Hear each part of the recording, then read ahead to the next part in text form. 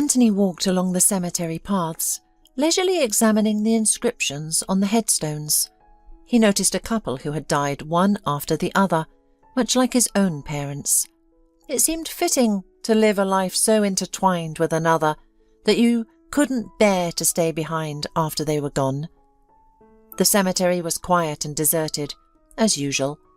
Ahead, he saw the familiar graves where 3 years ago he had buried his parents.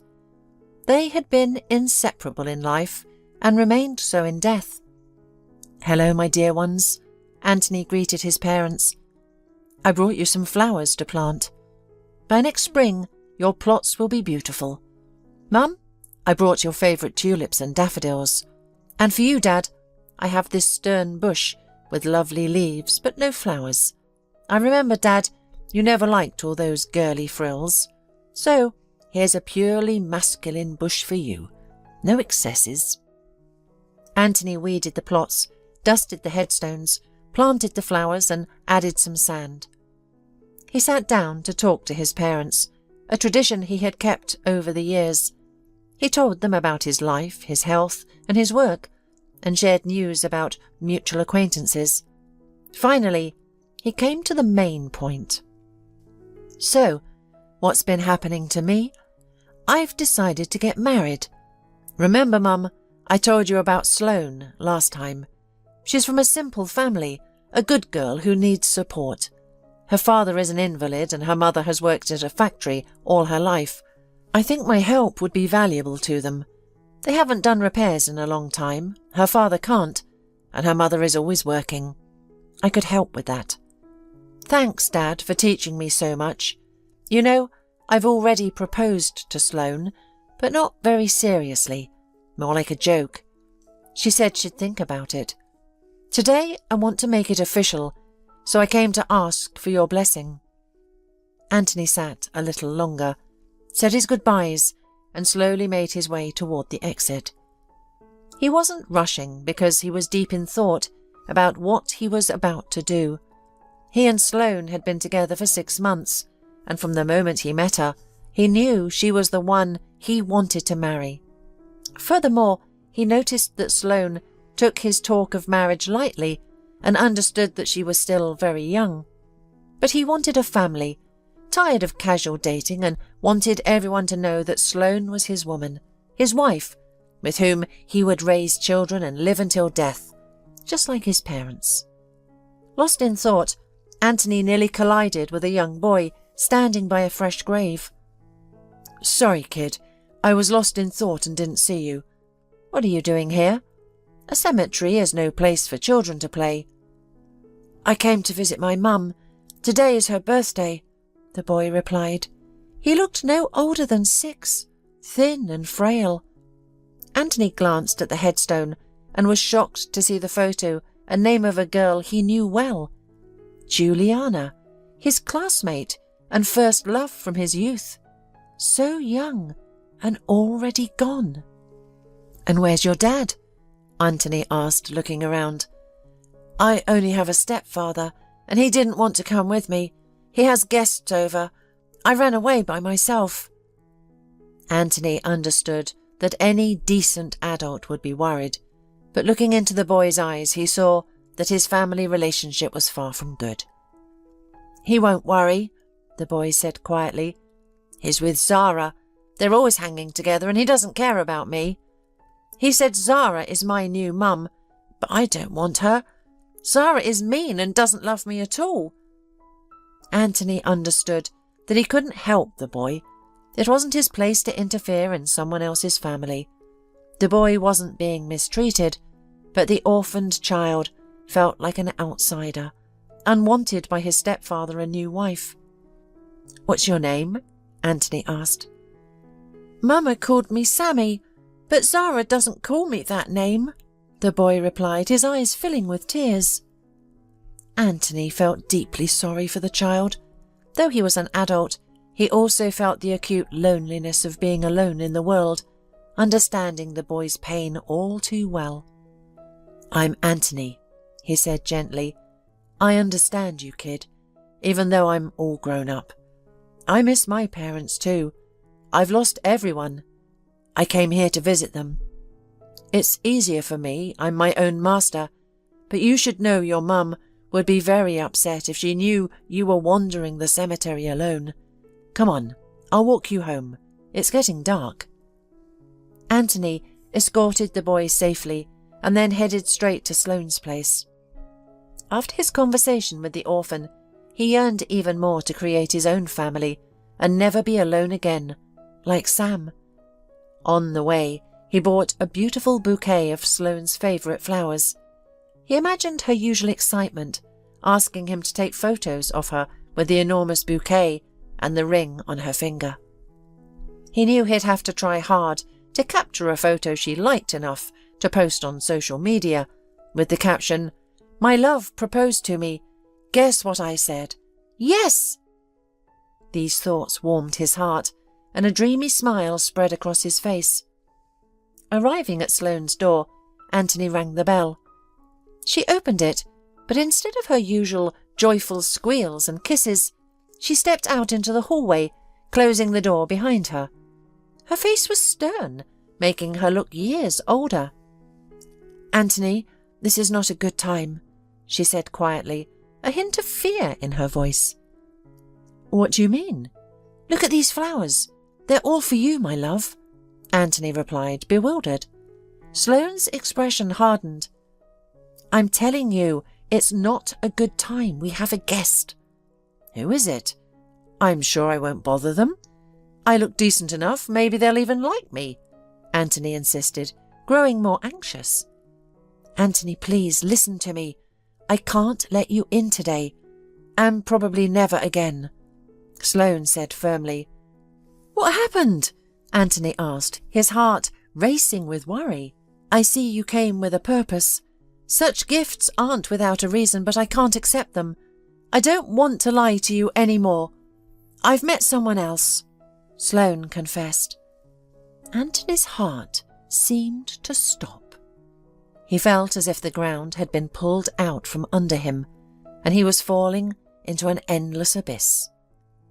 "I wanted to propose to you," he whispered, his voice barely audible. "Anthony, we've talked about this before. I told you I wasn't ready. You know our situation. I'm tired of living impoverished. Dad's health is declining and Mum is always stressed and working. Craig can offer me so much more than you can. He's a businessman with a big company and a nice car. I told my parents about him and they wanted to meet him. He's here now," Sloane explained. "Let me meet him," Anthony demanded, trying to push his way into the apartment, but Sloane blocked the door with her back. "Don't do it, Anthony." "And what about your parents?" Anthony tried to object. "Anthony, we have no future together, and my parents understand that. You live in a rented apartment and earn little. Or did you think we would move to your parents' house in the village? Craig is independent and wealthy. He will help my parents and me pay for my education. I will transfer to a more prestigious university and study the speciality I've always dreamed of. You can't help me with that, Anthony. Let me go. Let me be happy." "Sloane, what happiness are you talking about? How can you say this? We love each other. We were going to get married." "That's what you wanted, Anthony, not me. Goodbye, Anthony. Don't call me, please. Don't bother me any more." She left, gently closing the door behind her. Anthony stared in bewilderment at the roses he still held. A wave of anger washed over him. He punched the wall with his other fist so hard that his knuckles bled. He threw the bouquet to the floor, turned around and left, leaving a bloody imprint of his fist on the wall near his now ex-girlfriend's apartment. She traded me for money. Fell for it. Of course I'm just a worker. I can't afford trips abroad, fancy cars or luxurious restaurants. But Sloane, how could you sell yourself like that? Like some cheap trinket? His phone beeped with an SMS from his best friend. He knew he was planning to propose to his girlfriend and sent a message, hoping to find out how it ended. "Let's meet at the bar near your place," he texted him.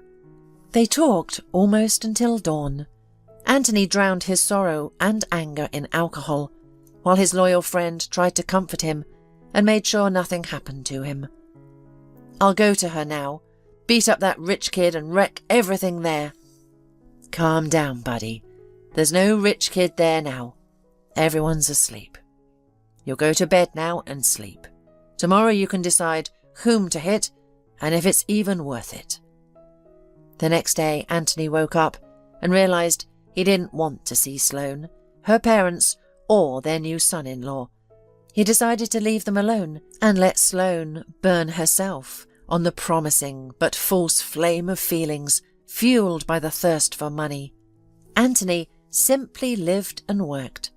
Over time, he felt a strong desire to visit his parents' grave, talk to the silent listeners, pour out all his accumulated pain, and perhaps find solace. The cemetery was outside the city, not far from the village where Anthony grew up, where his parents' house still stood. He also took a couple of days off work, deciding to spend some time in the house where he spent his childhood, fix the roof, mend the fence, clean up the old garden, talk to friends and neighbours, breathe the clean air by the river, and perhaps find the desire to live and love again.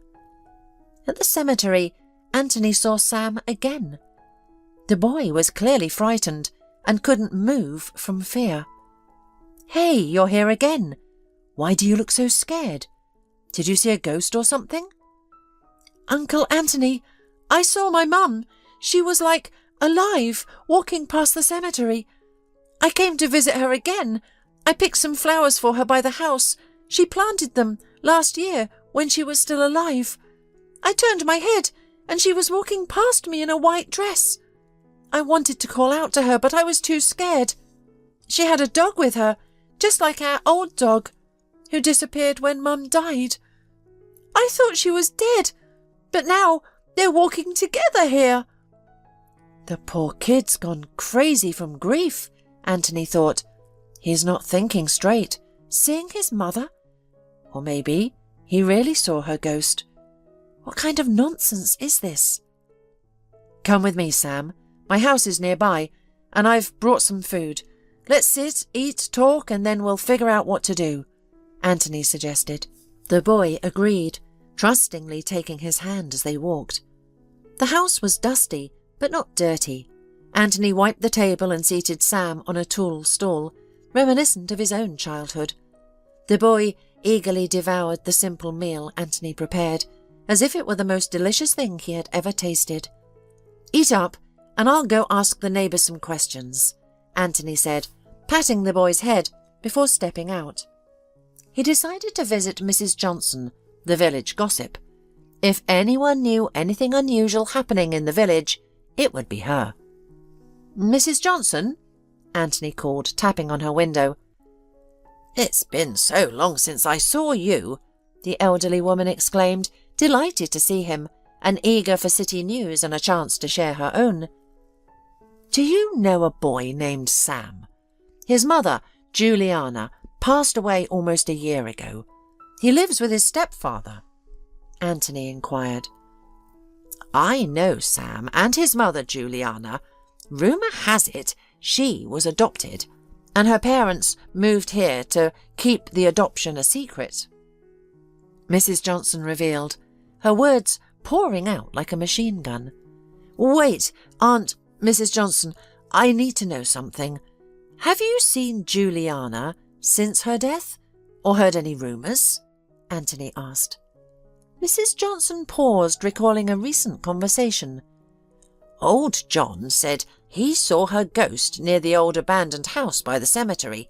He sobered up instantly, but I thought he was just seeing things. That house has been empty for years." Anthony thanked Mrs. Johnson and decided to investigate the house where John claimed to have seen Juliana's ghost. Approaching the isolated house, he saw a tall, slender woman who resembled the late Juliana. A shaggy dog barked at him from the yard. The scene was far from ghostly. "Hello, I was just passing," Have you lived here long?" Anthony asked, approaching the gate. "Hello," the woman replied, walking towards him.